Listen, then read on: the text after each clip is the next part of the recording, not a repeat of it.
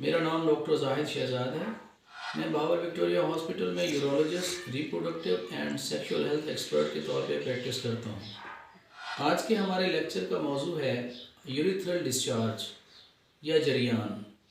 बहुत सारे मरीज़ मेरे पास इस कंप्लेंट के साथ आते हैं कि हमें लेसदार कतरे आते रहते हैं और सलवार ख़राब रहती है, गीली रहती है। तो आज हम इसके ऊपर डिस्कस करेंगे कि ये डिस्चार्ज किस टाइप का हो सकता है। अगर इस डिस्चार्ज के साथ, इस लेसदार कतरों के साथ पेशाब की नाली में सोजिश हो, दर्द हो और पेशाब करते हुए भी पेन हो, तो ये हम सस्पेक्ट कर सकते हैं कि ये इन्फेक्शन की वजह से है।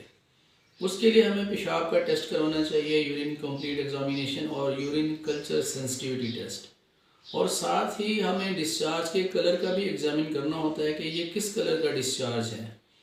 और पेशेंट की हिस्ट्री लेनी होती है कि क्या उसको किसी खातून के साथ सेक्सुअल कांटेक्ट की हिस्ट्री है, या हो सकता है कि उसके अपने ही फीमेल पार्टनर के साथ इस तरह का इन्फेक्शन हो और उसका इन्फेक्शन सेक्सुअली ट्रांसमिटेड डिजीज़ एक बीमारी होती है, उसके ज़रिए इनमें भी मुंतकिल हो गया हो।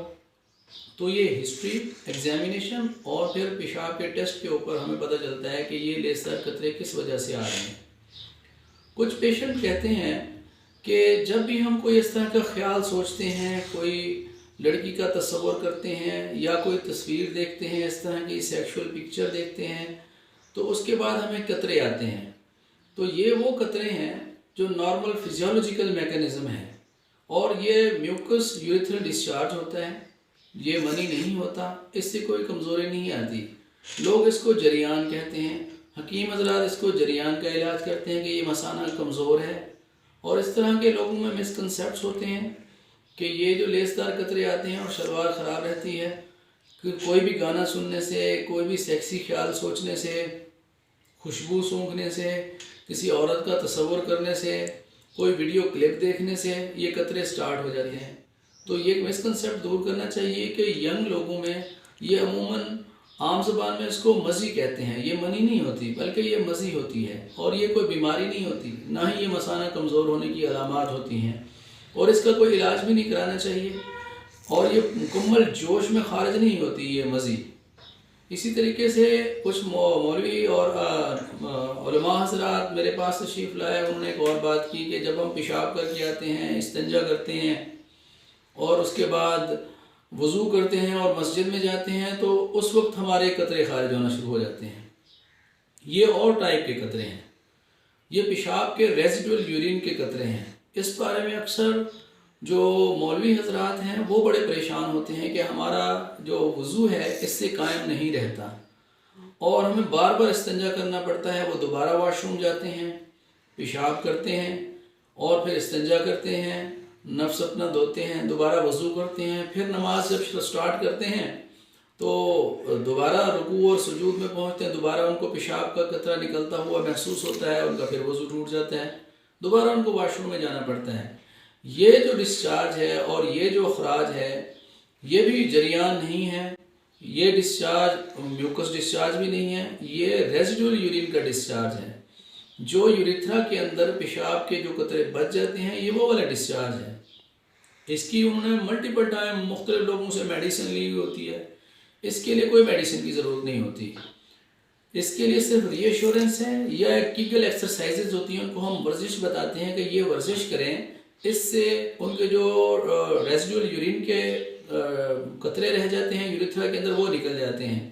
पहले ये किया जाता था कि पेशाब जो है वो लोग बहुत दूर जाके खेतों में करते थे और वहाँ से वो एक मट्टी का ढेला सा पेशाब की नाली के आगे रख देते थे और थोड़ा सा सफ़र तय करते थे, फिर वो ढेला फेंक देते थे, उससे उनके रेजिडुअल यूरिन जो है वो निकल जाता था।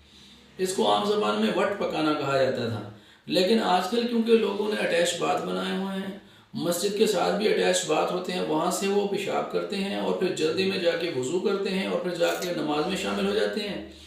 तो फिर उस नमाज में शामिल होने की वजह से रुकू सुजूद में पहुँचते हैं तो उनके रेजिडुअल यूरिन निकलना शुरू होता है और उनको फील होता है कि हमारे जो है कतरे निकल रहे हैं और वज़ू टूट गए हैं, और इस वजह से उनके माइंड के ऊपर बहुत बुरा असर पड़ता है कि हमारी नमाज पूरी नहीं हो रही और हमारा मसाना कमज़ोर है। इसके लिए मेडिसिन वो ले रहे होते हैं, तो इसके लिए मेडिसिन की ज़रूरत नहीं है, जस्ट इसके लिए एक एक्सरसाइज है, सिंपल एक्सरसाइज वो करें उससे इनका ये जो पेल्विक एक्सरसाइज है उससे बेहतर हो जाएंगे। और ऐसे लोगों को कोशिश करनी चाहिए कि इस्तिंजा जो है या पेशाब करना है तो अपना ये रिफ्लेक्स ना बनाए कि नमाज से पहले उन्होंने जाके ये पेशाब करना है, फिर वजू करना है, फिर नमाज पे आना है, या 2 घंटे पहले पेशाब कर लें या नमाज पढ़ने के बाद पेशाब करें, ताकि उनको रेजिडुअल यूरिन का फौरी मसला ना हो। दूसरा ये है कि जब बाथरूम में बैठे हों पेशाब कर लें, उसके बाद उनको चाहिए वो तरह खांसी करें या टिश्यू पेपर अपने पेशाब की नाली के मुंह के ऊपर रखें और अंदर ही 50-60 कदम अंदर चल लें, ताकि जितना भी रेजिडुअल यूरिन है वो निकल जाए, और उसके बाद फिर जाके वो अपना इस्तिंजा कर लें और वज़ू करें और नमाज पढ़ें। इससे भी ठीक हो जाते हैं। इसमें जो पहला डिस्चार्ज जिसका मैंने जरियान के बारे में सख्त जलन हो और लेसदार कतरे हर वक्त आते रहें, तो ये सेक्सुअली ट्रांसमिटेड डिजीज़ वाला डिस्चार्ज है। और दूसरा डिस्चार्ज जो फिजियोलॉजिकल सेक्सुअल डिस्चार्ज मैंने बताया, कोई सेक्सी ख्याल से आए और सेक्सी सोच से आए, किसी सेक्स की तस्वीर देखने से आए, किसी की सोच से आए, किसी लड़की को देखने से आए, तो वो नॉर्मल मैकेनिज्म है, वो म्यूकॉइड डिस्चार्ज है, जिसको आम ज़बान में मज़ी का डिस्चार्ज कहा जाता है। बीमारी वो भी नहीं है, ये यंग लोगों में होता है। और तीसरा जो पेशाब का मैंने बताया कि वो रेजिडुअल यूरिन का डिस्चार्ज है, जो अक्सर वज़ू करते हैं पेशाब करने के बाद और वो पूरी तरह पेशाब खारिज नहीं होता और पेशाब की नाली में कुछ कतरे रह जाते हैं और उस वजह से उनका वज़ू नहीं ठहरता, तो ये वो वाला डिस्चार्ज है। तो आज के हमारे लेक्चर के अंदर इन तीनों किस्म के यूरिथ्रल डिस्चार्ज के बारे में या पिनाइल डिस्चार्ज के बारे में या जरियान के बारे में था, आपका एक मिसकंसेप्ट दूर करना था। तो मेरी इस वीडियो के ज़रिए अपने तमाम दोस्तों को बताएं और उनको ये वीडियो शेयर करें, ताकि उनके इस तरह के मिसकंसेप्ट दूर हों और बग़ैर किसी ज़रूरत के जो मेडिसिन मुख्तलिफ लोगों से ले रहे हैं, हकीमों से ले रहे हैं, वो दवाइयाँ खा के अपना जिगर गुर्दे ये ख़राब ना करें। और मेरा ये चैनल आप सब्सक्राइब करते रहें, ताकि कई लोगों के मर्दाना मसाइल के बारे में उनको फ्री में मालूमात मिलती रहे। Thank you very much.